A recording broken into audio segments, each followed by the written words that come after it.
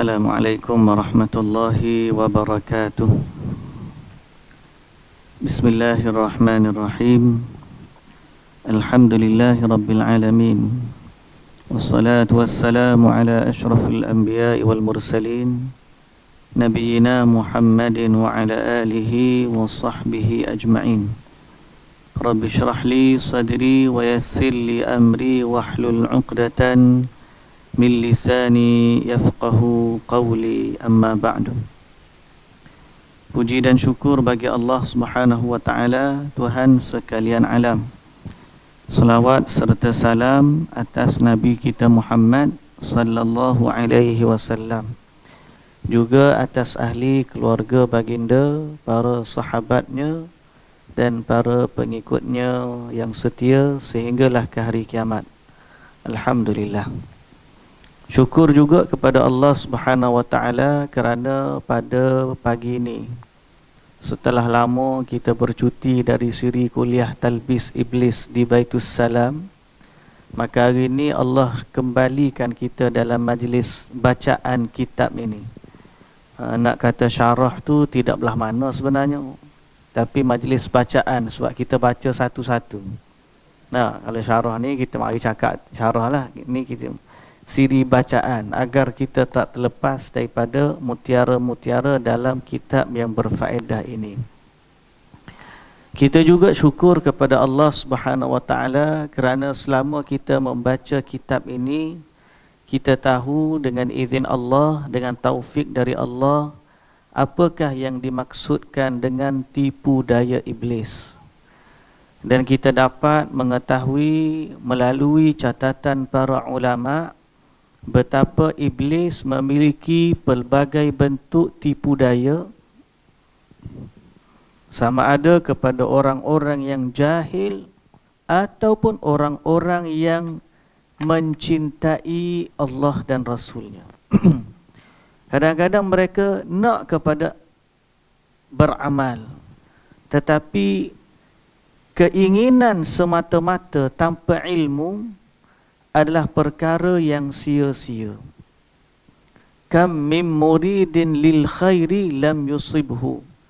Berapa ramai orang yang nak kepada kebaikan tetapi tidak mendapat kebaikan tersebut. Kadang-kadang orang tu niat baik, nak buat baik dah, tapi syaitan tipu dia dalam niat yang baik itu, akhirnya berbuat sesuatu yang tidak baik. Pada sangkaannya baik, tapi realitinya tidak baik.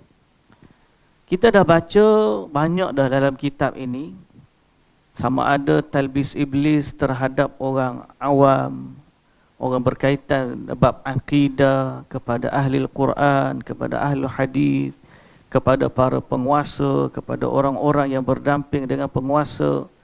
Dan terakhir kita baca dalam bab talbis iblis terhadap golongan sufi. Kita last dulu berakhir, saya ingat pada muka surat 485. Tapi kita nak ulang sikit pada muka surat 482. Dalam buku saya ni lah, cetakan pustaka Syafi'i ni, pustaka Al-Imam Syafi'i, cetakan yang keberapa ni? Mana dah cetakan dia ni? Sebab berbeza-beza ni. Kadang-kadang dia punya ni berbeza muka surat dia. Tapi tak apalah. Okey. Muka surat 482, bab talbis iblis atas kaum sufi terkait pengingkaran mereka terhadap orang yang sibuk dengan ilmu. Ataupun kita boleh baca satu fasal, kita ulanglah sikit sebab dia ada kesinambungan. Itulah kritik di atas sikap kaum sufi menguburkan kitab ilmu. Kitab yang ada, dia tanam kitab tersebut. Dia tak pakai kitab tu, dia tidak bermelukan kepada kitab itu. Kadang-kadang mereka kata orang-orang ni tak nak ikut para ulama. Sebenarnya Yang lebih berat daripada tu ialah tak nak ikut kitab. Tak nak ikut kitab karangan para ulama. Sebab kadang-kadang mereka jual nama ulama tanpa kembali kepada kitab para ulama tersebut. Jadi kita nak baca apa kritikan ulama terhadap golongan sufi dalam menguburkan kitab ilmu. Ya, semoga Allah Subhanahu wa taala memberi kepada kita taufik untuk menghargai ilmu. Untuk menghargai ilmu. Walaupun kita kata biarlah ilmu kita tak banyak, tetapi sekurang-kurangnya kita mencintai ilmu dan kita nampak apa yang sebenarnya kebaikan apabila kita berdamping dengan ilmu. Baik, tanpa melengahkan masa, oleh kerana kita ni dah lama dah tak baca kitab ni. Dah sembang cerita lain pula banyak, nanti tak habis lagi kitab kita ni. So kita boleh gambaran apa yang penulis ni nak sebut tentang kritikan atas kaum sufi di atas sifat mereka menguburkan kitab ilmu. Penulis berkata, penulis ni Ibnul Jauzi lah, kitab-kitab yang mereka pendam itu isinya tidak terlepas dari kebenaran atau kebatilan atau campuran antara kebenaran dan kebatilan. Jadi kitab ni ada beberapa kategori. Pertama, kitab yang berisi kebenaran. Dua, kitab yang berisi kebatilan. Tiga, kitab yang bercampur antara benar dan batil. Okey, jumpa tak? Betul? Jumpa? Tak jumpa? Kalau muka surat saya ni 481, kritik atas sikap sufi mengubur kitab ilmu. Ada? Jumpa? Sama jumpa buku tu. Okey. Jadi kitab ni ada 3 kategori. Sama ada isinya kebenaran atau kebatilan atau bercampur antara benar dan batil. Jika isi kitab itu kebatilan, nescaya tak ada masalah. Kalau nak bakar kitab, nak buang kitab, nak tanam kitab, kalau berisi kebatilan, okey, kita hapuskan saja kitab tersebut. Jika isi dia bercampur antara benar dan batil dan tidak boleh dibezakan yang mana satu benar, yang mana satu batil, kita reti nak beza, maka keadaan ini boleh menjadi alasan untuk dikuburkan kitab tersebut. Okeylah, boleh terima lagi. Makna kalau dikuburkan kitab yang berisi batil, dia buang kitab tu, dia tanam kitab tu, kita boleh terima. Ataupun kitab yang bercampur antara batil dengan benar, tapi tuan kitab tu tak boleh nak beza. Lama ke aku baca kitab ni terambil yang salah. Berapa orang banyak kita yang dicampur adukkan. Ada hadis sahih tiba-tiba diselit hadis dhaif. Tiba-tiba diselit cerita palsu. Dia kalau kita berujuk kepada zaman lah ni, kalau pun tidak ada kitab, tengok ustaz Betul tak? Ada ustaz cerita dia memang karut-marut, batil. Hak ni tukang karut lah. Ada orang tu dia campur. Kadang-kadang dia bawa cerita betul, kadang-kadang bawa cerita palsu. Ada orang cerita pasal hadis yang sahih, Al-Quran yang benar dan sebagainya. Jadi kalau kategori nombor 1, kita tinggalkan dia, tak ada masalah, okey. Kategori nombor 2, bercampur, pun kita tinggal. Sebab apa? Sebab kita tak reti nak beza, mana satu betul, mana satu salah. Jadi kita tinggalkan dia. Okey lagi, boleh terima. Tapi tidak minimum, kerana tidak sedikit mukmin yang menulis hadis dari orang-orang terpercaya dan juga dari para pendusta, sehingga urusan ini menjadi tidak jelas dan begitu rumit bagi si sufi, sehingga dia pun bertindak serampangan dengan menguburkan kitab-kitab yang berisi hadis-hadis. Jadi sebab ramai saja orang yang penulisan dia bercampur aduk. Keadaan kepada pengertian inilah kita memahami riwayat dari Sufyan Ats-Tsauri tentang pemendaman kitab-kitab. Jadi perkara ni ada disebutkan oleh Sufyan Ats-Tsauri, dan kita faham kalau dia kuburkan kitab adalah dalam kategori nombor 1 dan nombor 2 ni. Namun jika isinya kebenaran dan syariat, tidak boleh dilenyapkan kitab-kitab seperti ini kerana dia merupakan penjaga ilmu serta harta kekayaan yang tidak ternilai. Jadi kalau kitab tu kitab yang benar, tidak boleh dilupuskan, ditanam atau dirosakkan kitab tersebut. Tapi sufi, golongan sufi, dia buang kitab. Okay? Semua sekali. Dia kira yang ada adalah zikir-zikir dia, qasidah boleh jadi, dan kitab-kitab yang mengikut susunan amalan dia menjenis 1000 gitu kitab. Kalau kita perhatikan, banyaknya adalah kitab-kitab dari sudut amalan. Daripada bab akidah, bab hukum hakam, bab apa ni dia tinggalkan. Kalau orang belajar sufi, kebanyakannya begitulah. Kalau belajar buku hakikat mengenal diri dan wali-wali Allah tu, banyak cerita gitu je lah. Okay? Baik, sambungan lagi. Siapapun yang bermaksud melenyapkan kitab-kitab seperti ini, maka harus ditanya terlebih dahulu apa motif dia. Apa motif dia lenyapkan kitab? Tinggalkan kitab, buang kitab. Kalau dia kata motif dia sebab kitab ni adalah batil, okey, kita terima. Kitab ni sebab dia bercampur antara benar dan batil, cerita-cerita khurafat pun ada dalam ni, okey, kita terima. Tapi kalau tiba-tiba yang terisi dalamnya Quran, hadis, hukum-hukum, kitab akidah, kitab hadis, kitab fiqh, dia kuburkan juga, yang ni masalah. Sebahagian mereka dia jawab apa?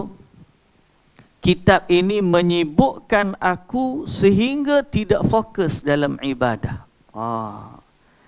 Dia anggap menyibukkan diri dengan kitab adalah memesong atau memalingkan dia dari ibadat.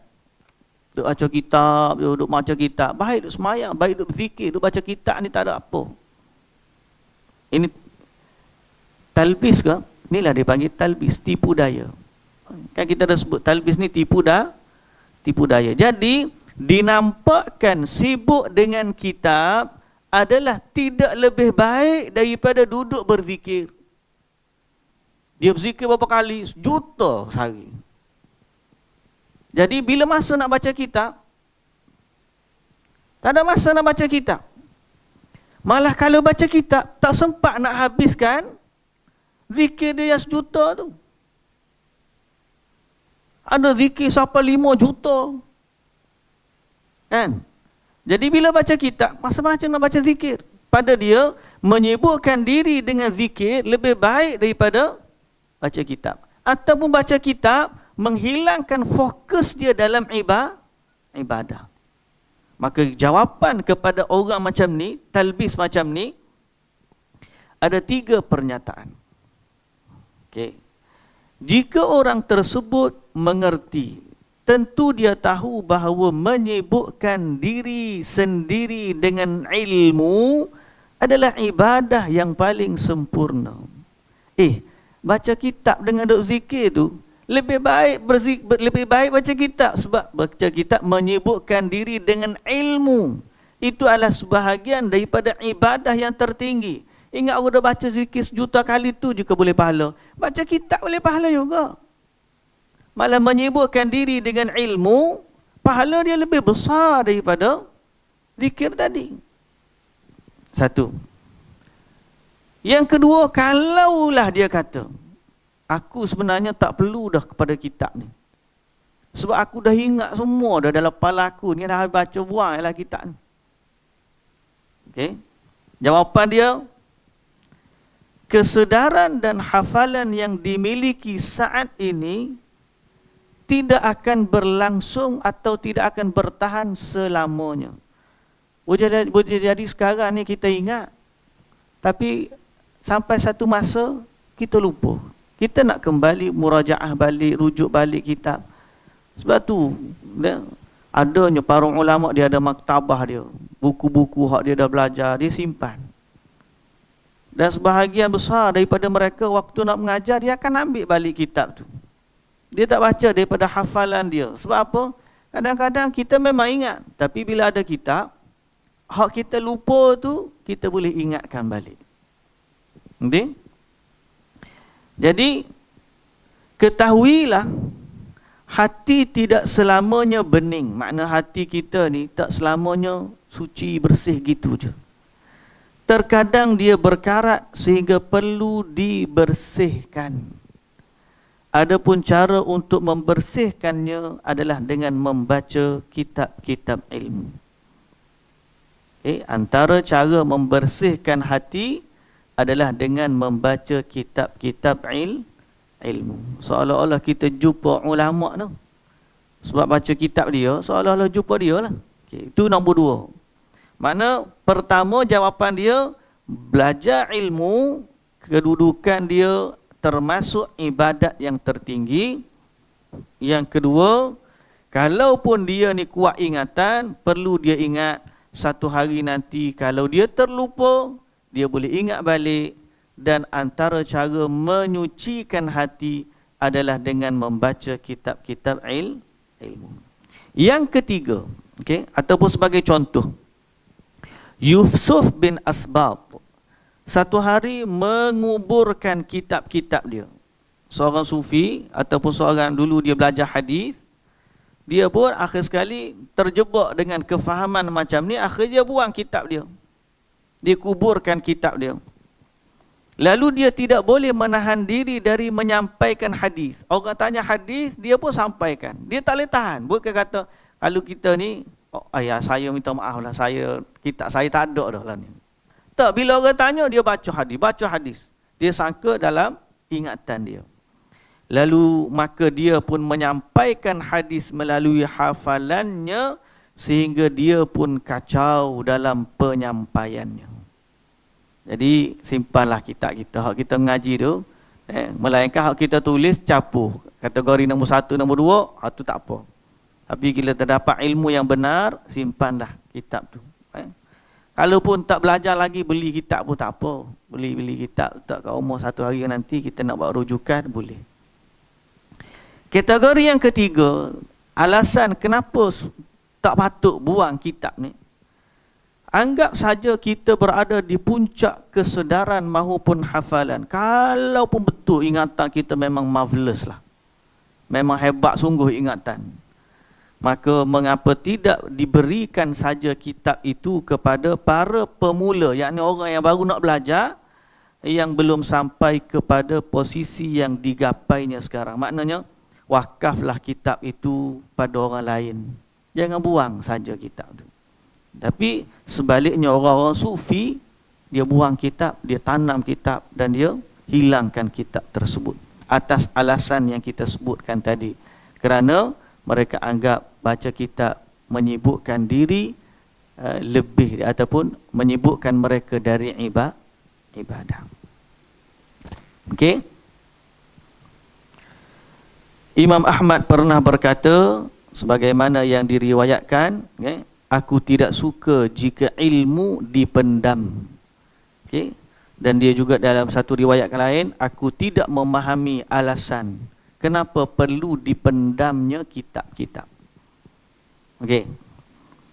Fasal yang seterusnya, talbis iblis terhadap sufi terkait pengingkaran mereka kepada orang yang sibuk dengan ilmu. Orang sufi ni dia suka benda-benda ni, dia tak suka kepada kitab, dia suka kepada alasan-alasan mereka, mungkin dengan cara mudah nak dapatkan rasa ibadat mereka tu. Okay. Zuk bahasa kita kata. Okey. Penulis berkata,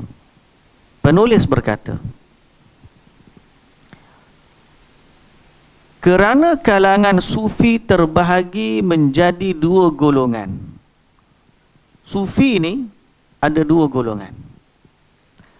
Satu, kenapa mereka tak suka dengan ilmu, tak suka mengaji kitab ni. Kalau dia ngaji pun kitab-kitab dia je. Okey. Dia tak pergi kepada majlis-majlis Al-Quran dan hadis. Okay. Banyak majlis-majlis zikir. Mereka suka kepada majlis zikir. Buat haul, buat gini, majlis zikir ni, banyak gitu waktu duduk. Lalu kita tengok sufi lah. Majlis zikir dia dengan gerakan-gerakan dia dan sebagainya. Bentuk-bentuk begitu. Dia tidak kepada majlis ilmu, tidak dibacakan kitab ataupun tidak dibacakan hadis. Kenapa? Penulis kata, Ibn Jauzi sebut, sebab sufi ni ada dua golongan. Pertama, memang asalnya malas cari ilmu. Okey, pertama kerana dia malas mencari ilmu. Yang kedua, hak ni talbis ni. Hak malas tu memang malas dah. Yang kedua, ini kena faham molek bahasa dia ni.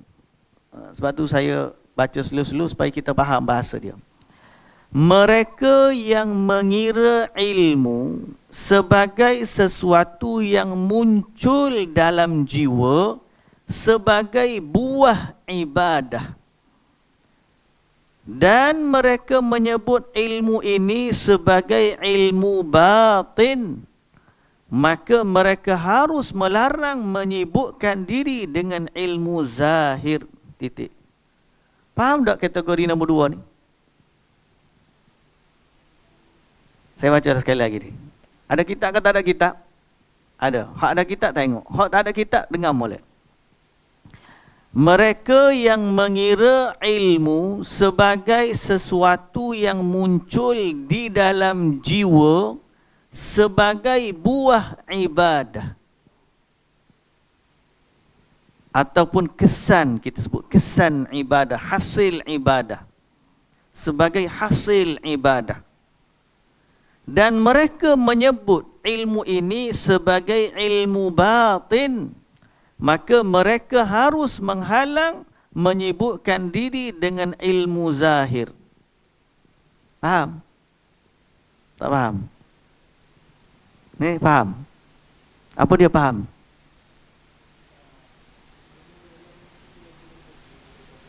Ilmu dalam mimpi itu lagi penting daripada belajar. Okey. Lagi? Siapa lagi nak bagi tahu contoh? Mereka anggap, pernah dengar ada istilah ilmu laduni? Ilmu laduni dia datang daripada mana? Pada dia datang dari Allah secara langsung. Ilmu laduni bukan semestinya mimpi. Mana pada mereka, kefahaman mereka terhadap agama adalah satu ilmu yang terhasil daripada ibadah mereka. Bila rajin ibadah, maka terhasillah dalam diri mereka ilmu laduni. Atau dia kata, mereka yang mengira ilmu sebagai sesuatu yang muncul di dalam jiwa. Tiba-tiba ilmu tu ada dalam diri mereka sebagai hasil ibadah. Dah lama dah bersuluk, tiba-tiba Allah campakkan kepada mereka ilmu. Dan mereka menyebut ilmu hak jenis lagu ni ilmu batin, ilmu isi, ilmu laduni.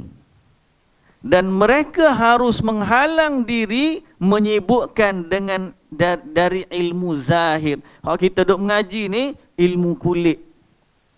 Ilmu zahir tu bahasa mudah kan? Ilmu kulit lah bahasa. Ilmu isi, ilmu kulit.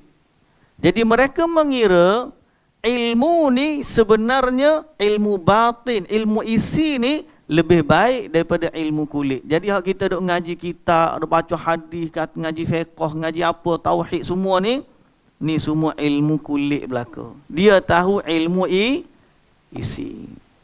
Boleh faham? Jadi kenapa mereka tak belajar? Ada dua. Pertama, sebab sifat malas belajar tu. Yang kedua, kerana iblis menipu mereka mengatakan bahawa ilmu ni sebenarnya adalah ilmu isi tu, hak lebih utama. Sebab tu dia bagi antara hakikat dengan syariat. Hakikat makrifat syariat. Pasal apa? Pasal dia nak tahu, dia nak membezakan antara ilmu hak zahir ni dengan ilmu hak batin. Dia lebih baik pada dia sebab dia kata ilmu dia ilmu batin. Jadi akhirnya apa? mereka pun meninggalkan ilmu. Bahaya tak? Bahaya. Bukan setakat tu, dia tengok kita ni sebelah mata. Saya pernah sebut dalam kuliah sebelum ni, ada seorang tu datang berdebat. Saya ni tidaklah kata orang alim pandai dok, kita pun orang belajar. Tapi bila berdebat ke apa semua, bila kita keluarkan ayat Quran, bila kita keluarkan hadis dan sebagainya, bila dia pun memang ni hakikat kau, ni pun ni zat kau, sifat mai gitu lah. Akhir sekali dia kata apa? Ilmu ustaz tu merujuk pada saya lah. Ilmu dia tu di bawah tapak kaki aku je. Ilmu dia tu bawah tapak kaki aku. Bukan saya kata nak bangga diri kan. Bila kita datang ke bawah Quran, bawah hadis, pada dia di bawah tapak kaki dia je. Ilmu ada pada dia apa? Ilmu hakikat. Itu realiti pernah berlaku. Debat dah dengan kita. Akhir sekali kita kata apa pun, gajah rimau pun, dia tetap kata dia tu aku berdebat dah dengan dia tak boleh jawab pun soalan aku. Pasal apa? Sebab dia nak jawapan ikut skema dia. Skema dia. Pada dia, kita ni Quran dan hadis ni ilmu zahir, ilmu kulit. Dia memiliki ilmu batin. Akhir sekali dia tidak menyibukkan diri dengan ilmu. Okay? Baik. Dari Ja'far Al-Khuldi dia berkata, andaikan para sufi meninggalkanku dan aku terus menuntut ilmu zahir, tentu aku dapat menyampaikan semua sanad yang ada di dunia ini kepada kalian. Sungguh saat masih muda aku sering menemui Abbas Ad-Duri dan menulis hadis dari lisannya dalam satu majlis ilmu. Seorang abid, seorang ahli ibadah, Ja'far Al-Khuldi. Dia kata, kalaulah tidak kerana ahli sufi dulu datang. Mana kalau ahli sufi tu dia tinggalkan aku pada masa dulu, nescaya hari ni aku boleh sampaikan kepada kamu semua sanad yang ada atas dunia ni. Sebab apa? Ya, semua sanad di dunia ini maknanya banyaklah sanad yang akan dia boleh tahu. Sebab dia kata, ketika aku masih muda, aku dulu sering mendatangi Abbas Ad-Duri dan menulis hadis dari lisannya dalam satu majlis ilmu. Mana dulu aku duk ngaji hadis, salih sanad ni. Tak saya baca, aku baca. Tulis, aku baca, tulis. Belajar ilmu lah, majlis ilmu. Tiba-tiba satu hari, setelah aku keluar dari majlis Abbas, aku berpapasan, berselisih dengan salah seorang sahabatku dari penganut sufi. Lalu dia bertanya, apa yang kamu bawa tu? Lalu aku memperlihatkan catatanku kepadanya. Aku tulis, ni sebenarnya aku bawa ni catatan aku pergi belajar majlis ilmu tadi. Abbas Ad-Duri, aku tulis sanad, tulis hadis. Maka dia berkata, apa-apaan ini? Kamu meninggalkan ilmu firasat, lantas mengambil ilmu kertas. Bahasa dia, ilmu khiraq. Kamu tinggalkan ilmu khiraq, kamu ambil ilmu waraq. Ilmu khiraq ni ilmu firasat, ilmu waraq ni ilmu kertas. Jadi dia kata, kamu tinggalkan firasat, kamu dah ambil nota-nota ni. Lalu dia merobek-robek kertas catatanku. Kata-katanya itu merasuk dalam hatiku sehingga aku pun tidak pernah lagi kembali ke majlis Abbas. Lepas daripada tu dia tak pergi ngaji dah. Pasal apa? Sebab dia terkesan dengan perkataan sahabat dia, ilmu firasat tu lebih baik daripada ilmu catatan. Rugi dia. Aku berkata, aku mendengar dari Abi Sa'id Al-Kindi, aku tinggal di tempat perkumpulan kaum sufi, tapi aku tetap mencari hadis secara sembunyi-sembunyi, tanpa diketahui oleh mereka. Jadi salah seorang lagi, di kalangan ahli sufi juga, tapi dia minat hadis. Dia pergi majlis sufi, dan dia duduk dalam perkampungan majlis orang sufi, Tapi dalam masa yang sama dia curi-curi pergi majlis hadis tanpa diketahui oleh mereka. Satu ketika tinta jatuh dari lengan baju. Hak aku duk nulis tu jatuh daripada lengan baju aku. Satu ketika, atau bila jatuh tu, lalu seorang sufi berkata, orang sufi tengok, dia pun tegur. Apa dia tegur? Tutuplah aibmu. Oh, aib belajar hadis. Oh, pergi belajar dengan tak syekh hadis. Oh, rupanya. Oh, jadi kalau kita kak, satu keaiban bagi mereka. Oh, dia kata, mari baca salam. Jangan post lah, malu kat orang. Seolah gitulah. Kalau mari ngaji baitus salam ni, jadi malu kat orang lah. Dia kata. Lebih kurang macam itulah contoh itu. Tapi dalam kitab ni sebut, tutuplah aibmu. Dari Al-Husain bin Ahmad As-Saffar, dia bercerita, satu hari aku membawa tinta, lalu Ash-Shibli berkata kepadaku, sembunyikanlah tulisan milikmu dari diriku, tulisan hatiku sudah cukup bagiku.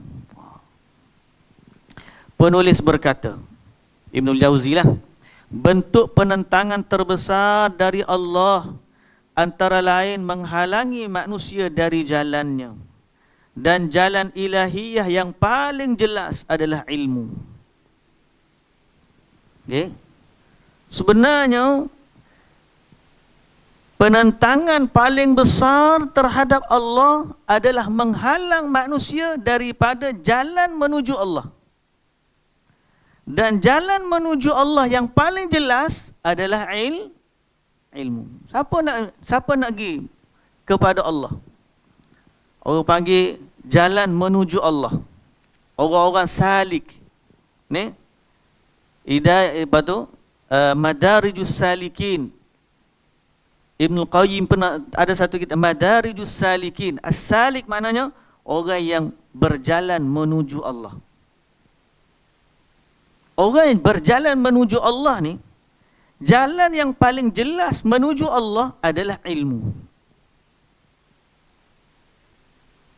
Kita tahu tentang akidah, kenal Allah dengan nama-namanya, dengan sifat-sifatnya. Tahu bagaimana cara nak berdoa kepada Allah. Tahu macam mana kalimah-kalimah yang kita nak pilih untuk kita mendekatkan diri kepada Allah. Tahu kalimah-kalimah yang mana kalau kita pilih boleh jadi terjerumus kepada lembah kesyirikan. Kita tahu mana yang boleh, mana yang tak boleh. Pasal apa? Ilmu ni adalah jalan yang paling jelas menuju Allah.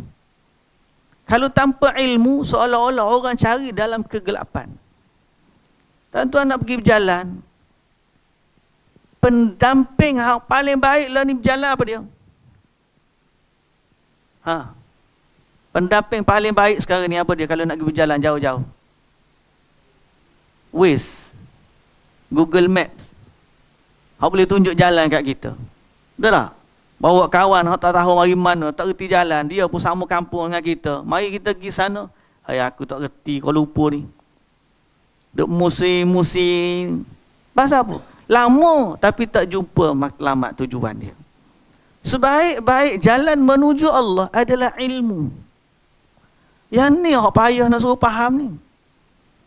Tapi sebaliknya mereka, orang-orang sufi, dia mencela ahli ilmu. Orang ajar hadis, sikit-sikit hadis, sikit-sikit hadis. Orang halang daripada amalan syirik, ni penghukum. Orang yang panggil takfiri. Orang yang suka mensyirikkan orang, orang suka mengkafirkan orang. Padahal tak ada pun orang kata fulan kafir. Orang tak kata, cuma orang tegur, amalan ini boleh membawa kepada kesyirikan. Pasal apa? Ahli ilmu menerangkan apa yang boleh, apa yang tak boleh. Tapi dia halang manusia daripada ilmu. Ini antara tipu daya iblis. Okay? Ilmu menuntun menuju Allah Subhanahu wa ta'ala. Menjelaskan hukum dan syariatnya. Dengan ilmu kita tahu apa yang Allah suka dan apa yang Allah murka. Maka menghalangi manusia untuk menuntut ilmu sama hukumnya dengan memusuhi Allah dan memusuhi syariat Allah. Menghalang manusia daripada ilmu sama dengan memusuhi Allah dan memusuhi syariat Allah. Sayangnya, mereka yang melarang menuntut ilmu tidak menyedari tindakan buruk ini. Malah dia perlu kecam macam-macam. Bila kita sebarkan, ni sebenarnya cerita ni hadis palsu. Okey? Lah ni cerita hangat sehari dua hari ni, isu capal tak habis-habis lagi. Bila kita tegur macam-macam pula, dia kata tak habis-habis ni, duk cerita capal je. Berlapang dada lah. Seolah berlapang dada. Padahal tak ada orang pergi serang tempat hak ada capal tu. Cuma orang duk sibuk menerangkan supaya tidak terjebak dengan kesyirikan. Dan kita kena tahu bahawa syirik ni dia tak berlaku sekaligus. Dia sejengkal demi sejengkal. Asal kaum Nabi Nuh sembah berhala bukan tiba-tiba je jadi begitu. Generasi demi generasi, asal orang soleh dibuat patung untuk diingati. Lambang kasih sayang kepada orang soleh. Lama-lama dimuliakan orang soleh. Okey?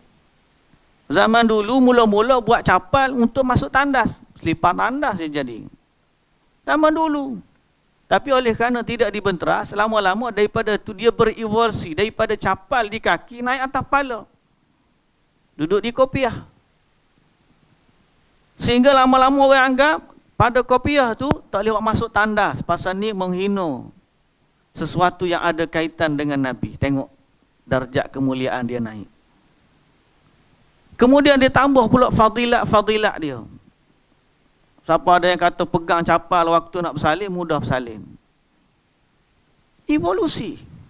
Kemudian diletak pula jadi tangkal. Diletak pula depan solat dan sebagainya. Dia akan jadi sedikit demi sedikit.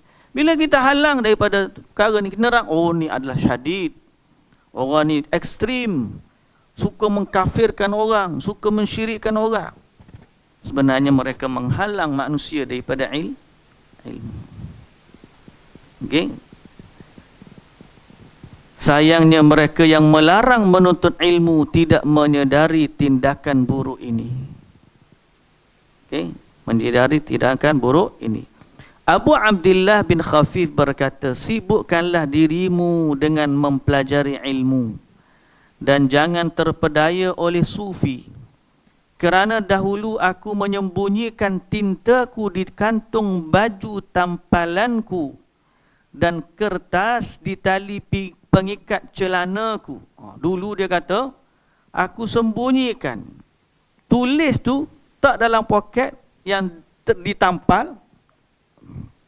Kemudian kertas letak dalam ikat celana ni, ikat seluar lah. Kalau kita kain pelekat lah. Kain pelekat tu gulung-gulung-gulung. Catatan tu letak dalam kain pelekat. Nak sembunyikan punyalah, nak sembunyikan catatan ilmu. Aku menemui seorang alim sembunyi-sembunyi. Ini kemudian terungkap, makna pecah rahsia, dia pergi belajar. Dan mereka memusuhiku. Akhir sekali jadi musuh sebab pergi belajar. Okey, mereka berkata kamu tidak akan beruntung. Setelah itu mereka memerlukan aku. Padahal lama selepas daripada tu, dialah yang duk mengajar pokok tu. Imam Ahmad bin Hanbal berkata, satu ketika melihat para penuntut ilmu membawa tinta, dia lalu menyatakan, inilah lentera-lentera Islam. Inilah dia cahaya-cahaya, lampu-lampu yang akan membawa cahaya Islam. Imam Ahmad sendiri, maknanya kalau ulama yang sebenar, orang yang sebenar, bila tengok orang sibuk dengan ilmu, dia akan rasa seronok. Bukan menghalang orang. Mana kalau tengok orang belajar, belajarlah. Saya ni ada seorang guru. Guru saya ni, walaupun dia ni, kalau kita tengok orang yang cenderung kepada orang panggil sufi, kita panggillah begitu. Tapi sebenarnya kita kata sebab dia ni orang yang berakhlak dengan akhlak yang baik. Jadi nampak macam gaya sufi lah. Macam juga kalau ustaz-ustaz cerita bab akhlak, bab gapo, dia kata ustaz ni gaya sufi. Dia kata gitu. Padahal bukan semestinya orang sufi. Jadi ada seorang ustaz saya ni. Waktu saya ingat nasihat dia, alhamdulillah, jazahullahu khairan, Ustaz Wan Syamsuri Abdul Ghani di Kelantan lah. Saya ingat kata-kata dia sampai hari ni pun banyak kita sebut dalam modal mengajar. Dia ni orang yang warak, cakap pun tak banyak. Baguslah, alhamdulillah, akhlak dia baik. Bila saya dapat ngaji tawaran belajar di Madinah, maka adalah orang kata tak payah pergi. Sebab Madinah ni kan W. Orang Madinah ni pada mereka tak payah pergi, baik pergi mengaji. Sebab saya dapat dua-dua offer. Pergi Azhar pun dapat, pergi Madinah pun dapat. Dua-dua offer masa tu. Alhamdulillah lah. Tapi bila saya tanya ustaz saya tu, dia kata pergilah mengaji Madinah, dia kata. Saya tanya dia, boleh tak ustaz ni nak pergi ngaji Madinah ni? Pergilah mengaji. Padahal dia bukanlah orang yang sibuk macam kita kata dikenali sebagai orang ahli sunnah masa tu. Saya pun tak kenal masa tu. Kita ngaji 3 5 tu tak ada pun kenal istilah macam lah ni, kaum muda, kaum tua ke, ahli sufi ke, ahli sunnah ke. Kita kira masa tu kita nak belajar ilmu je. Nak belajar ilmu, kebetulan masa tu daripada Mahat Tahfiz kira nak sambung belajar lah. Tapi dia nasihat guru saya, dia kata apa? Belajarlah, gilah belajar. Pergilah, dia kata. Sampai di sana nanti anda akan jumpa orang yang lagi alim daripada orang yang halang anda belajar. Mana hari ni orang pesan jangan pergi. Anda pergi sana, anda akan jumpa orang kat sana lagi alim daripada orang yang nasihat jangan pergi ni. Jadi saya ambil kata-kata tu, saya pun pergi dengan niat, ya Allah, kita nak belajar. Jadi apa yang saya nak sebut, begitulah sifat orang yang cinta kepada ilmu. Dia tidak pernah menghalang orang untuk belajar, walaupun dia sebenarnya mungkin pada dia tidaklah sampai ke tahap ulama besar. Tapi bila dia dengar sesuatu tentang ilmu, dia tak halang orang daripada ilmu. Nida, mu jangan pergi belajar dengan orang tu. Walaupun dia belajar hadis, walaupun dia baca Quran, baca hadis, dia tu tak boleh ikut dia tu. Dia tak sama dengan kita. Orang tu ajar Quran, orang tu ajar hadis ya kot. Kenapa nak halang orang daripada ilmu? Itu masalah. Jadi guru saya tu memberi keinsafan kepada kita. Walaupun dia tu bukanlah orang yang hafal banyak hadis, tapi bila ada orang nak pergi belajar hadis, dia kata pergilah belajar. Dia tidak halang daripada ilmu. Alhamdulillah dengan nasihat tersebut saya pun pergilah belajar. Minta kuliah Quran pasal takut ni, takut belajar hadis, takut. Minta kuliah Quran, qaddarallah, Allah Ta'ala takdirkan dimasukkan dalam kuliah hadis. Jadi belajarlah hadis, masa itulah kita berbuka mata kita. Ini sebenarnya yang orang takut. Orang takut untuk kenal Nabi SAW dengan lebih dekat.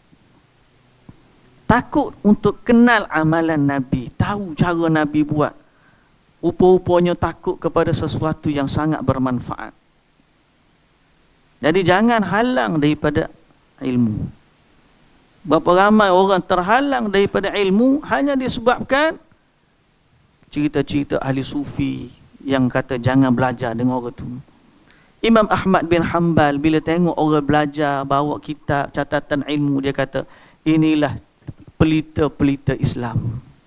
Mana dengan mereka lah Islam itu akan tersebar. Ilmu, sayangnya kepada ilmu. Sehingga ada orang bertanya kepada Imam Ahmad, waktu tu dia sudah tua. Okey? Sampai kapan, sampai bila kamu nak bawa catatan kamu ni? Imam Ahmad bin Hanbal jawab, tinta terus dibawa sampai ke liang lahat.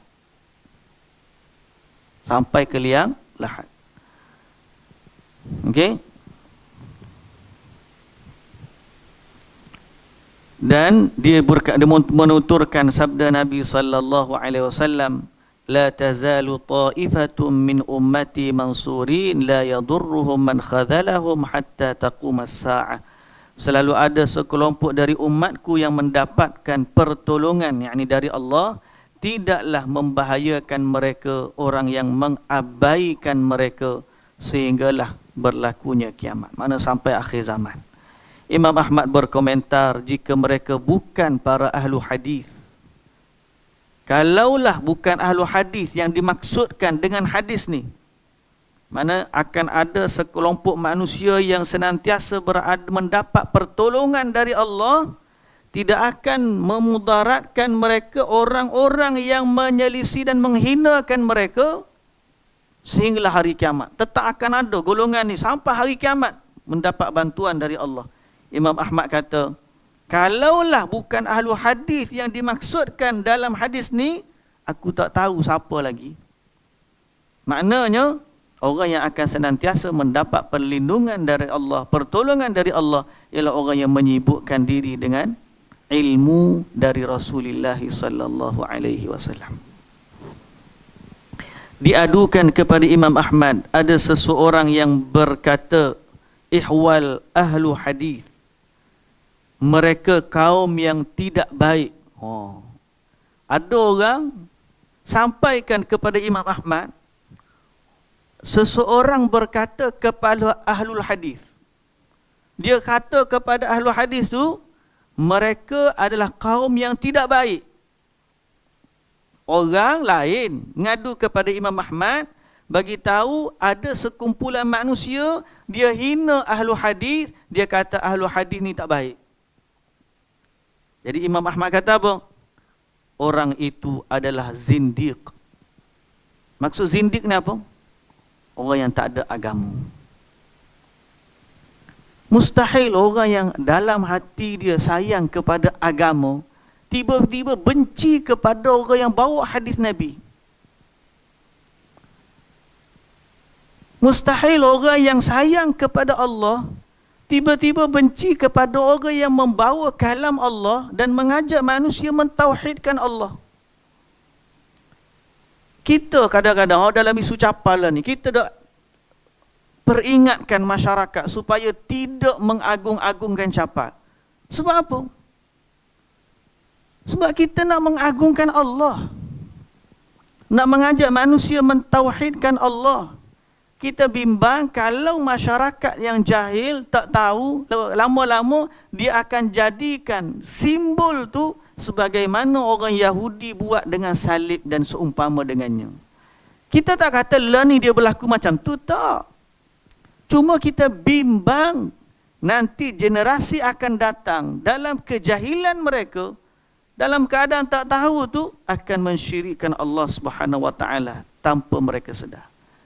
Jadi kita lawan sebab apa? Bukan kita benci sangat kepada logo tu, tak. Tapi kerana kita cinta kepada Allah Azza wa Jalla, dan kita nak jaga tauhid masyarakat agar tidak terpesong daripada jalan yang diredai oleh Allah Subhanahu wa Taala.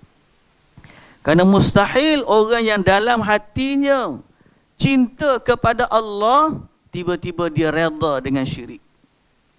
Imam Ahmad bin Hanbal, dia ni cinta kepada ilmu, cinta kepada hadis. Bila ada orang mengadu kepada Imam Ahmad bahawa ada ahlu hadis ni orang yang akhlak dia buruk, orang yang tak baik, maka Imam Ahmad kata, orang yang benci kepada ahlu hadis, mereka itu adalah zindiq. Zindiq ni makna apa? Orang yang tak ada agama. Itu perkataan Imam Ahmad. Imam Asy-Syafi'i pula berkata, tatkala aku melihat seorang ahlu hadis, seakan aku melihat seorang sahabat Nabi sallallahu alaihi wasallam. Sayangnya dia kepada ahlu hadis. Bila ada orang baca hadis Nabi, Imam Syafi'i akan jatuh kasih sayang padanya. Pasal apa? Dia kata, seakan-akan aku melihat seorang sahabat Rasulullah sallallahu alaihi wasallam.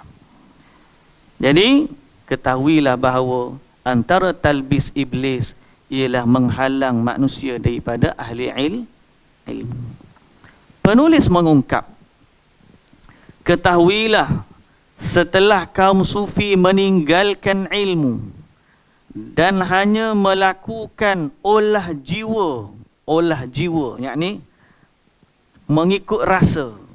Dia berasa benda ni elok, benda ni baik, dia buat sekadar rasa dia, sesuai tuntutan peribadi. Sebab tu mereka ni, syariat mereka, kumpulan mereka berbeza. Mari tarekat ni berbeza dengan tarikat B, tarikat B beza dengan C beza dengan D. Ada berapa jenis tarekat? Macam-macam jenis tarekat. Pasal apa? Sebab mereka tidak ada satu penanda aras untuk menjaga keaslian ibadah. Yang ada apa dia? Rasa hati. Anak murid dia bila dah besar, berpisah, dia berpecah dengan kumpulan tu, buat tarikat dia sendiri. Hak ni bila pecah, buat tarikat sendiri. Dia macam kumpulan silap lah pula tu. Buat asal silap, pecah pula gayung pula pecah pula ni, gayung tu gayung ni, cekak macam-macam. Anak murid keluar buat sektor baru, buat kumpulan baru. Kalau silap tak apa.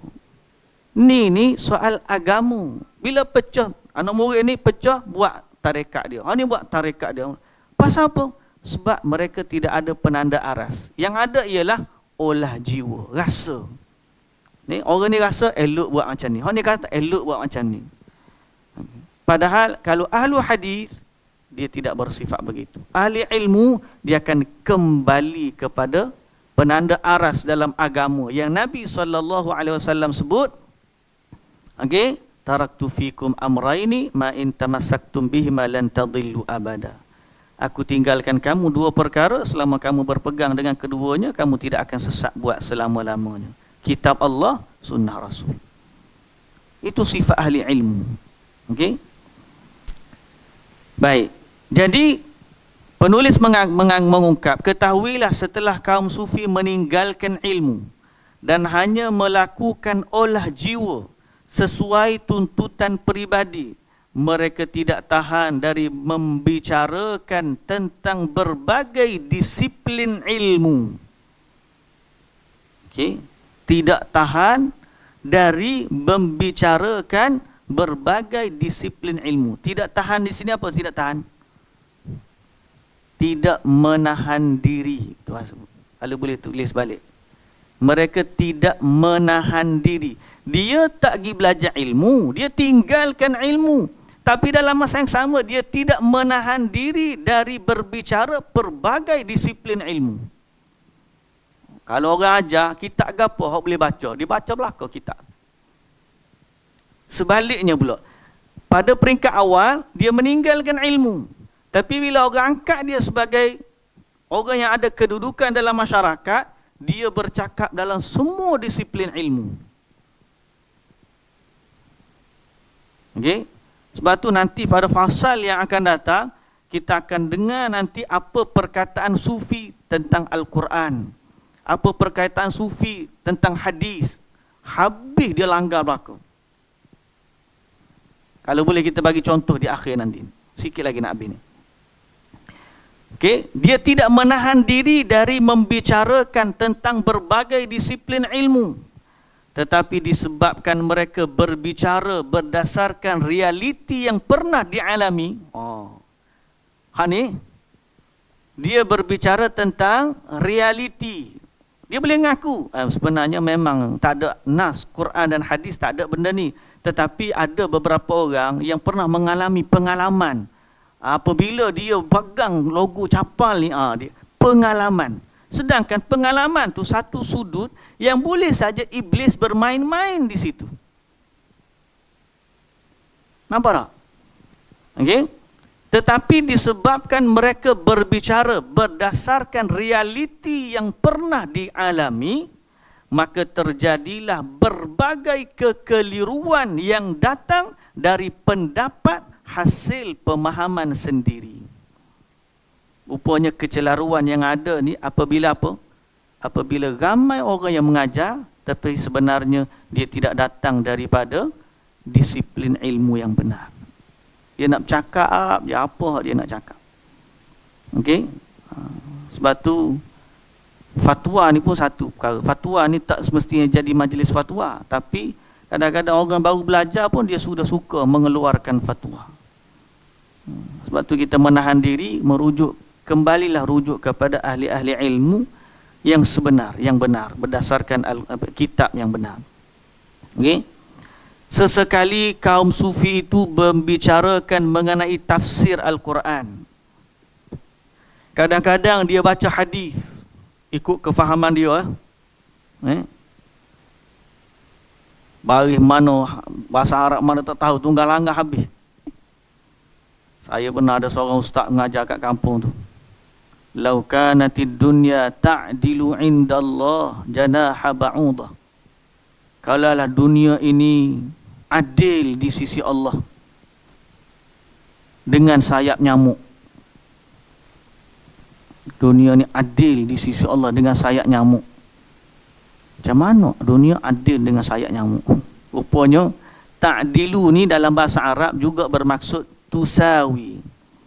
Kalaulah dunia ini sama nilainya di sisi Allah dengan sayap nyamuk, nescaya Allah tidak akan memberikan orang kafir minum walau seteguk air. Baru betul makna dia. Ni gak, kalaulah dunia ni adil di sisi Allah dengan sayap nyamuk. Lepas tu saya tak ingat dah, dia punya pukul tu akhir lagu mana, keluar minum seteguk air tu, habis. Tunggal langgar habis kefahaman hadis. Pasal apa? Sebab semua nak ulah berlaku. Okey. Jadi sesekali golongan sufi ni, dia tidak menahan diri daripada berbicara pelbagai disiplin ilmu. Tafsir Quran pun dia bantai, hadis pun dia bantai, fiqh pun dia bantai, dan berbagai disiplin ilmu lainnya. Mereka menyampaikan berbagai disiplin ilmu syar'i sesuai dengan konsekuensi keilmuan mereka yang hanya mereka miliki sendiri. Kadang-kadang orang yang tidak menisbahkan diri kepada sufi pun bahaya juga. Saya duduk kadang-kadang majlis bayan. Bayan, tahu bayan? Bayan, tahu bayan? Bayan kan orang tabligh dia pergi kan. Lepas asar dia duduk kumpul. Kita suka juga lepas asar kita pergi duduk dengar. Jauh-jauh lah, duduk dengar jauh-jauh. Kadang-kadang cerita, dia akan cerita semua apa yang dia pernah dengar. Sama ada cerita tu betul ke, cerita tu salah ke. Pasal apa? Sebab dia tidak mengikuti disiplin. Tapi kalau hak betul baik, tak apa. Kita bukan kata pukul rata semua sekali. Tapi banyaknya itu. Bila dia tidak datang daripada disiplin yang benar, tiba-tiba nak cakap dalam semua disiplin ilmu, yang tu masalah. Okey? Akan tetapi Allah tidak pernah mengosongkan suatu masa dari orang yang meluruskan syariatnya, membantah para pembohong dan menjelaskan kekeliruan siapa saja yang menyimpang dari ajarannya. Ya, mereka itulah para ulama sunnah yang membantah kekeliruan kefahaman ilmu mereka.